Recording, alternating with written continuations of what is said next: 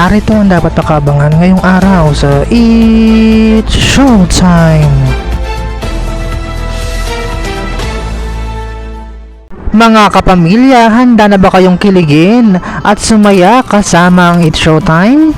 Ito doon na ang kulitan na tawanan ngayong tanghalian sa pinakabonggang noontime show sa bansa. Mag-ingay, mag-enjoy at magpakasaya. Huwag palampasin ang mga nakakatawang palaro at paligsahan na siguradong magpapatawa at magpapalakas ng samahan ng ating mga pamilya. Kaya naman, maging parte na ng saya at ligaya. Samahan ang buong pamilya ng It's Showtime!